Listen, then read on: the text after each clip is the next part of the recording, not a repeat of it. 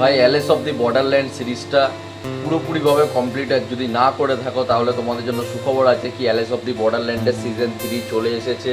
এক সপ্তাহ আগেই চলে এসেছে। আমি পুজোর মধ্যে বাড়িতে থেকে দেখে নিয়েছিলাম ভাই, কারণ রাত্রিবেলা তো ঠাকুর দেখতে বেরোতে হবে, তাই তার আগে দিনের বেলাতে এবং সকালবেলা থেকে উঠে সিজন 3টা ভাই কমপ্লিট করে নিয়েছি। এবং আমি আমার আর একজন বন্ধুকেও রিকমেন্ড করেছিলাম সিরিজটা, তারও খুব পছন্দ হয়েছে সিরিজটা। এবং যে গেমগুলো দেখানো হয়েছিল সিজন 1 থেকে আরম্ভ করে মারাত্মক লেভেলের।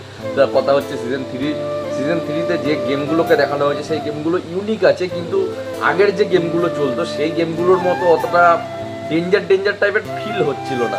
তার কারণটা হচ্ছে এখানে যে মেয়ে ক্যারেক্টারটা আছে, লিড ক্যারেক্টারটা আছে, ওর ওপরে বেশি ফোকাস দিচ্ছিল, কারণ ও অন্য একজনের সাথে মানে চক্কর চালাচ্ছিল বলতে পারো। তোমরা সিরিজটা দেখলে বুঝতে পেরে যাবে।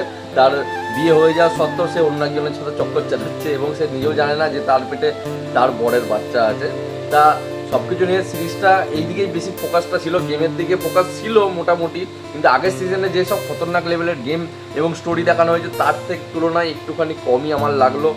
আর দেখা যাক, আশা করা যাচ্ছে সিজন 4 আসবে, কারণ এখানে দেখিয়ে দেওয়া হয়েছে যে যখন তখন এই দুনিয়াতে, গেমের দুনিয়াতে আসতে পারে, যেতে পারে। এবং যারা পুরনো আগে মরে গেছিলো ওরা অ্যাকচুয়ালি মরেনি, ওদেরকে আসলে বেঁচে আছে, ওরা কোথাও না কোথাও আছে, কারণ ওই গেম দুনিয়াতে মরে গেছে কিন্তু আসল দুনিয়াতে মরেনি। এবং এই গেমগুলো এখনও পর্যন্ত কে খেলাচ্ছে, কার জন্য হচ্ছে এখনও জানা যায়নি।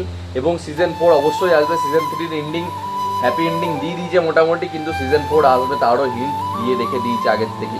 তো দেখার এটাই সিজন 4টা কবে আসে।